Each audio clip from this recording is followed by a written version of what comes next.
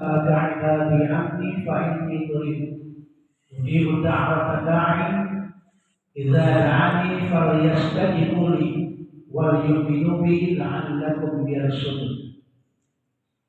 Ayat ini menjelaskan bahwa apabila bertanya pada Muhammad, bertanya padamu, hambaku tentang aku, katakanlah bahwa aku dekat, akan mengabulkan dengan yang berdoa.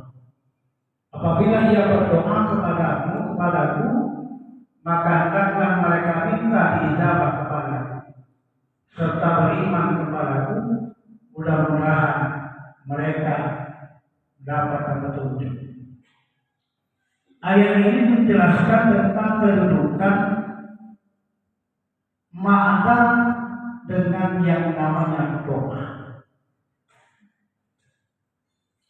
Doa setiap yang keluar dari manusia, lisan manusia itu berharap bahwa apa yang keluar dari lisan kita ketika kita bermunajat kepada Allah, berdoa kepada Allah, harapan kita itu adalah agar doa-doa itu dijawab oleh Allah. Namun ada doa yang dijawab oleh Allah, ada doa yang tidak dijawab oleh Allah. Doa yang langsung dijawab oleh Allah, kata Rasulullah SAW, yang langsung diterima oleh Allah, yang pertama adalah doanya seorang pemimpin yang adil. Seorang pemimpin yang adil ketika dia bermunajat kepada Allah, berdoa kepada Allah, maka kata Rasul, doanya langsung dijawab oleh Allah. Karena seorang pemimpin itu adalah tidak keluar dari Al-Quran dan hadis. Seorang pemimpin yang merujukkan sumbernya adalah Al-Quran. Ketika dia bersumberkan kepada Al-Quran, bahwa ketika untuk memutuskan sesuatu, dia merujuk Al-Quran, tidak keluar daripada Al-Quran. Dia selalu merujukkan daripada Al-Quran dan hadis. Kalau sudah merujuk salah satunya Al-Quran dan hadis, artinya bahwa inilah seorang pemimpin yang taat kepada Allah. Pemimpin itu tidak disebutkan dalam suatu pemimpin bernegara. Pemimpin itu adalah bisa pemimpin rumah tangga, pemimpin segalanya. Rumah tangga juga itu sebagai laki-laki seorang pemimpin. Maka ketika seorang pemimpin yang dia taat kepada Allah, selalu merujukan pada sumber Al-Quran, maka ketika kita bermunajat kepada Allah, maka kata Rasul, doanya langsung diijabah oleh Allah. Yang kedua adalah doanya orang yang sedang melaksanakan ibadah puasa. Melaksanakan ibadah puasa ketika dari mulai sahur sampai dia nanti berbuka puasa, ada perjalanannya dari mulai sahur sampai dia ini berbuka puasa. Perjalanan itu ketika dia bermunajat kepada Allah, apa yang keluar dari lisannya, maka inilah doa yang langsung dijawab oleh Allah. Maka dianjurkan untuk melaksanakan ibadah puasa, baik itu puasa Senin Kamis, puasa Ramadan, dan puasa yang lainnya. Di sela-sela melaksanakan ibadah itulah ketika kita bermunajat kepada Allah, doa langsung dijawab oleh Allah. Yang ketiga kata Rasul adalah doanya orang yang terzolimi. Maka ketika orang yang terzolimi, dia tak pernah membalas dengan apa yang dia rasakan, tapi dia bermunajat kepada Allah, berdoa kepada Allah, tetap taat kepada Allah, maka Allah yang akan menyelesaikan apa yang dia rasakan. Bapak Ibu hadis dan jamaah yang dirahmati oleh Allah Subhanahu wa taala. Maka orang-orang yang taat dan takwa kita kepada Allah, ketika kita bermunajat berdoa kepada Allah, dekatnya kita kepada Allah, maka rangkaian doa-doa orang yang taat kepada Allah itulah yang akan dijawab oleh Allah Subhanahu wa Ta'ala. Maka ada salah satu Ibrahim bin Adam ditanya oleh penduduk Basra, wahai Ibrahim bin Adam, apa yang menyebabkan rangkaian doa-doa kita itu tidak dijawab oleh Allah? Maka Ibrahim bin Adam mengatakan bahwa ada bentuk hati yang dimiliki oleh manusia, tapi hati itu mati.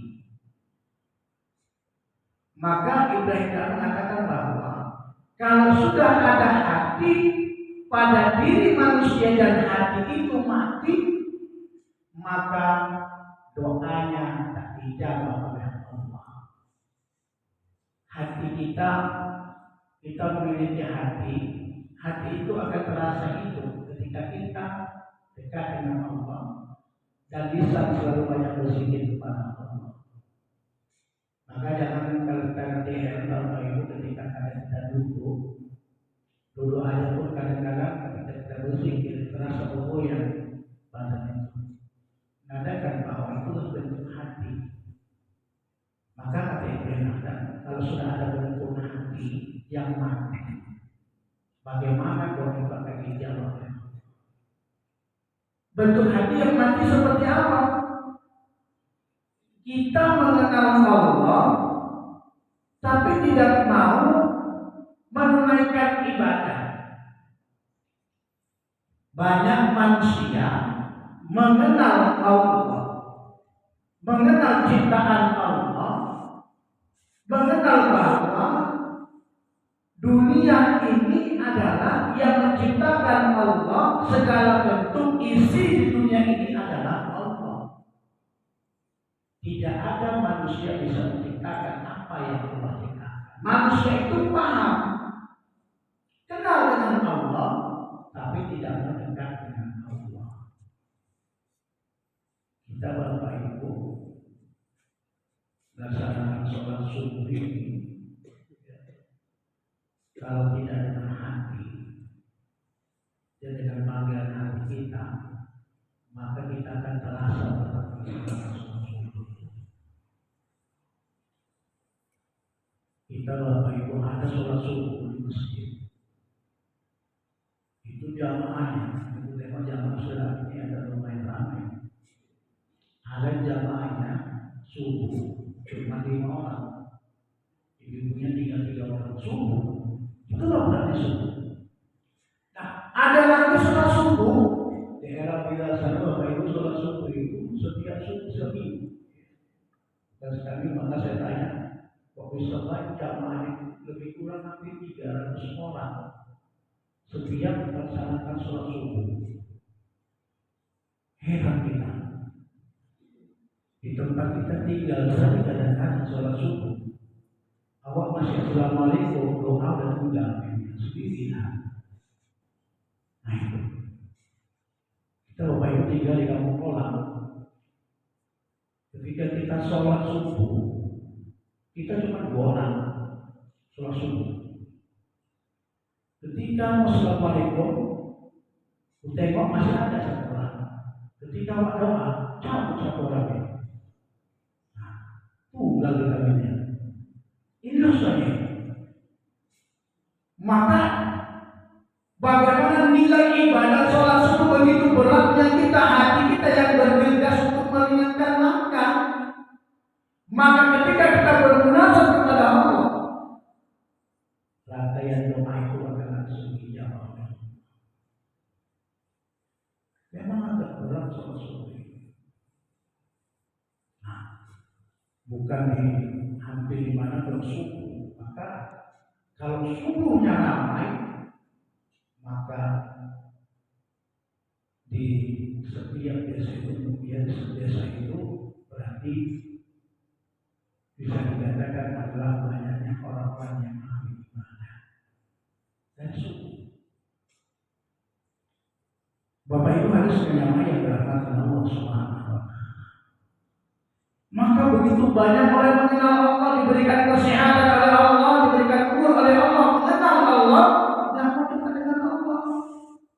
Padahal kata Allah, "Ud'uni astajib lakum," minta kepada Allah. Kita ini yang di dunia ini suruh minta dengan Allah. Apa yang kita bermunajat kepada Allah, minta kepada Allah. Maka kalau kita sudah dekat dengan Allah, rangkaian ibadah-ibadah setiap kali kita laksanakan sudah dekat dengan Allah, minta. Maka kalau kita sudah minta dekat dengan Allah, minta kepada Allah, apa yang kita munajatkan kepada Allah, Allah akan berikan. Bukan doa tersebut. Tapi manusia tidak mau minta, ibadah tidak mau, berarti merupakan salah satu sifat sombong. Ibadah tidak mau, berdoa tidak mau, sombong. Disebutkan kepada Allah. Kita ibadah karena panggilan, minta kepada Allah. Ketika kita sudah dekat dengan Allah, minta kepada Allah. Dan itu ibadah setiap hari. Tapi kok doa-doa kadang-kadang tak pernah dikabulkan. Artinya bahwa disitulah letak kita, nilai kesabaran kita. Maka ada apa dengan diri kita? Jadi ketika kita disuruh minta kepada Allah, maka bermunajatlah kepada Allah. Bapak Ibu harus berjamaah yang dirahmati Allah Subhanahu wa Ta'ala. Yang kedua adalah kita pandai membaca Al-Quran, tetapi tidak mau mengamalkannya. Banyak orang bisa baca Quran, tapi tak mau mengamalkannya.